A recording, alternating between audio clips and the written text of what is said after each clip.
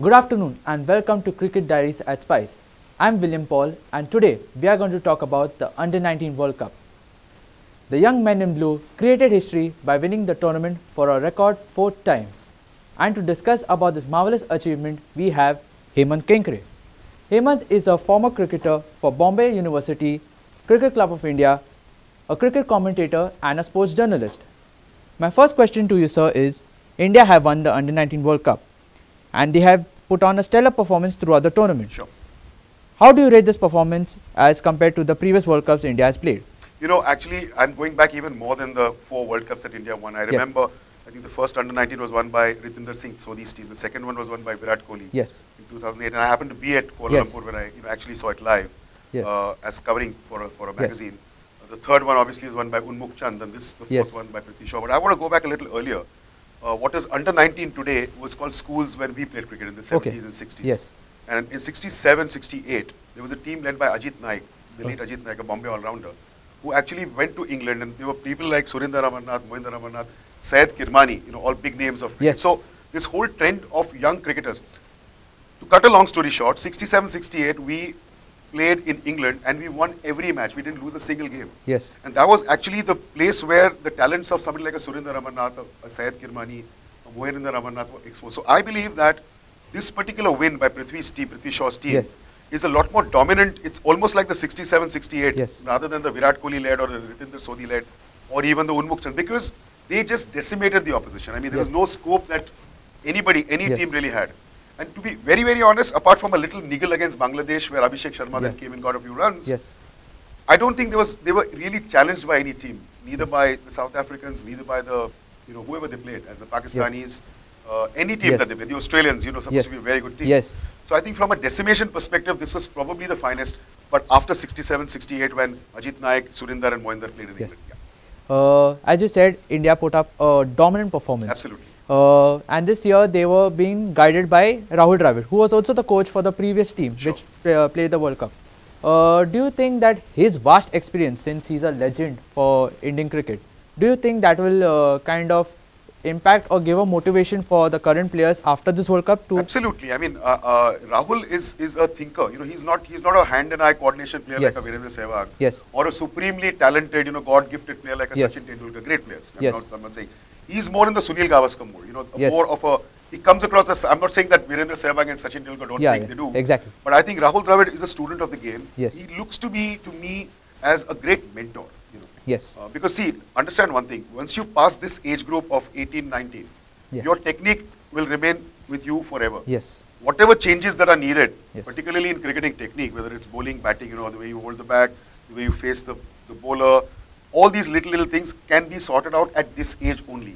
Once they pass this age, you're stuck with what you have. And I think Rahul, technically, I would say, I mean, I would put him in the category of an all-time great like a Sunil Gavaskar, you know, or a Sachin Tendulkar, you know, who are outstanding players of the game and a great student of the game. I think his mentorship has helped India in a lot of ways to develop the second league of cricketers whom we are seeing right now.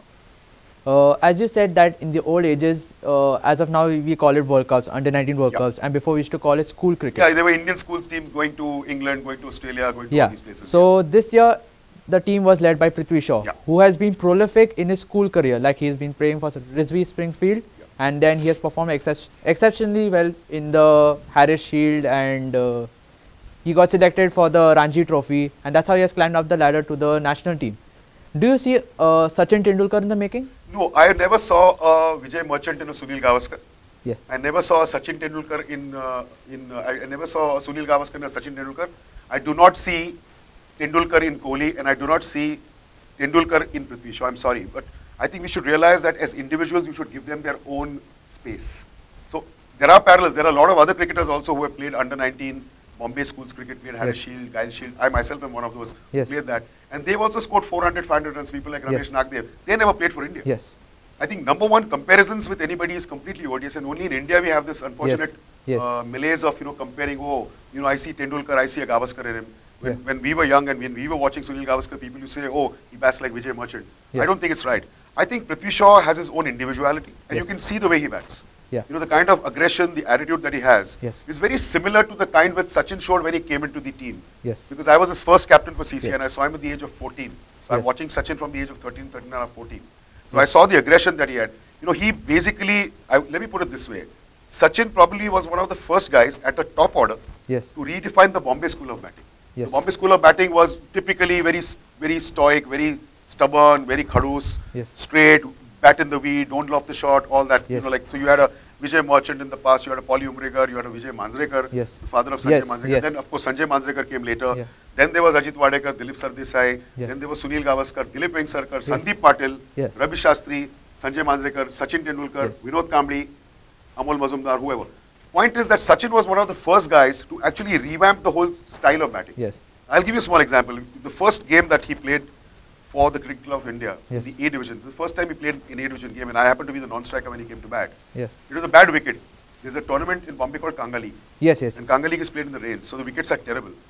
And there was this bowler called Sharad Rao, who passed away unfortunately recently, who used to open the bowling for Karnataka, Ranji Trophy and Bombay. So and I walked up to Sachin and said, listen, be careful, this guy's a wily customer. You know what he did? He just hit the first ball for a 6. Whoa. That was his attitude. I mean, I said, wow. I mean, like, I just watched the ball sail over my head and go for a 6, and I said, wow, this is it. So that aggression one sees in Prithvi Shaw. He's not afraid to loft the ball. He's got a bit of Sehwag in him, as in, you know, the attitude. He's got a bit of Lakshman when you see him, you know, flicking the ball on the leg side. Not just Prithvi Shaw, I'm extremely impressed by Shubman Gill. I mean, he is an outstanding player. What happens, unfortunately, as Mumbai people or Bombay people, we tend to speak about our own little flock of people, and that's really not fair. But I'm extremely impressed by Gill. I think Gill is an outstanding player. So is Manjot Kalra, who opened the innings, who scored 100 in the finals. He scored a winning century. These century. three, I would say, have the quality, the class and the capability of playing at the highest level, provided they keep their head on the ground and do not get carried away by success, like Unmukh Chand did. Prithvi Shaw, Kamlesh Nagarkoti, Shubman Gill, Shivam Mavi, Abhishek Sharma have been recruited by franchise teams in the Indian Premier League. Do you think this serves as a good platform for them to showcase their talent? See, when you play the IPL, I've got two sets of minds. Number one is, as a traditional cricket romantic, I don't believe that IPL is the forum for you to perform. But there have been players who have done extremely well in the IPL and then are now playing for India. For example, you have Jasprit Bumrah. Even Sanju Samson. But Sanju Samson has not played for India.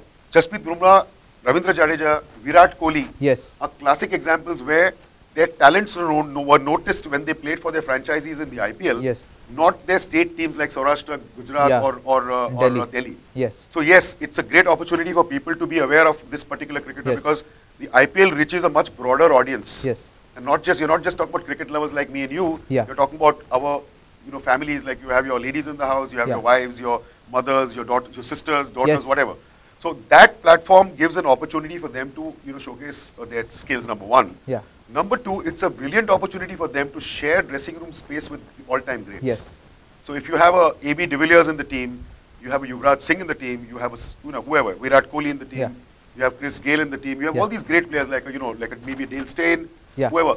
The opportunity that these kids, these young boys will get to interact with them and see how they, how they approach a match, what is their mindset, how do they get ready for a game. It's not necessary that you got to play in the 11 to understand the game of cricket. The game of cricket basically is played up here, not with your hands, and it is eventually played with your hands and legs, yes. But the game of cricket is played in your mind. And a classic case of that is Rahul Dravid, Ravi Shastri, and the great Sunil Gavaskar and Sachin Tendulkar. As we know that senior players like Virat Kohli, Suresh Raina and Ravindra Jadeja, they have been in the Under-19 World Cup winning squads. So, do you see that trend continuing with this current crop of players? See, this trend has been continuing from the 60s, as I said. You had a Mohinder Amarnath, Surendra Amarnath, Syed Kirmani who played for India. Later on, you had a Yuvraj Singh, for example, who played for India. You had a Mohammad Kaif who played for India. You also then later had a Virat Kohli, Jadeja, 2-3 fellows from that 2008 squad to play for India. Hopefully, there should be, they're looking good. I mean, I would say, potentially from a cricketing perspective, technical or otherwise, Shubman Gill, Prithvi Shaw, Kamlesh Nagarkoti, Shivam Mavi, they have the attitude, they have the ability, they have the talent. Now, will they do what Ritinder Singh Sodhi did? No, he didn't play for India. Neither has Unmukh Chand played for India. So I think it's very unfair to insist on, to say that, oh yeah, they will play for India, or they'll not play. They'll only play for India if they keep performing well, because they've got very hard nuts to crack.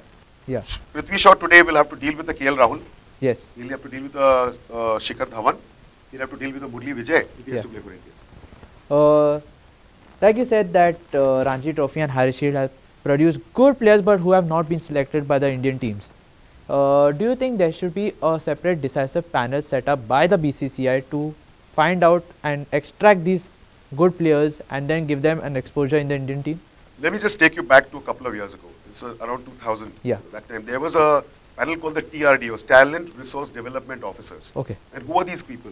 There was Nari Contractor, the Indian captain. There was Parthasarathy Sharma, who was played for India. There was Raju Mukherjee. There was Prakash Poddar. Yes. There was a gentleman sports columnist writer called Makarand Vaingankar. You know, these people went into the interiors of India to pick people. This was happening. It was called TRDOs. Okay. And under that stewardship, you know the names which came up? Mahendra Singh Dhoni was the first guy picked by them. Wow. He had not played for India under 19. Virat Kohli came out of that. Not Virat Kohli, I'm sorry. Ishant Sharma came out of that. Suresh Raina came out of that. Parthiv Patel came out of that. So, unfortunately, the Cricket Control Board of India or the Board of Control for Cricket in India, whatever they want to call themselves, have stopped this TRDO business. Now, there is an expert panel which has been set up by the BCCI. It has people like Sourav Ganguly, outstanding captain and a brilliant cricketer. The great legend Sachin Tendulkar, you have VVS Lakshman. Yes. Apparently, they have asked the BCCI to start the similar system, which you don't have to play for India under 19 to play for the country. Yes. Mahendra Singh Dhoni, I mean, he was 24 years old when Prakash Poddar and Raju Mukherjee picked him in Cuttack. They saw him in Cuttack. They called the selectors and say, give this guy a break. Within a year's time, Mr. Mahendra Singh Dhoni was playing for India. So that's the kind of stuff that BCCI has done. I just do hope that they continue to do that in the future. Because there are a lot more cricketers, you know, in smaller town India who have not got the exposure that Prithvi, Shubnam, Kamlesh and all these kids have got. Yeah. So folks, that's all for today, and we shall return in the next episode talking about the India's tour of South Africa. Thank you.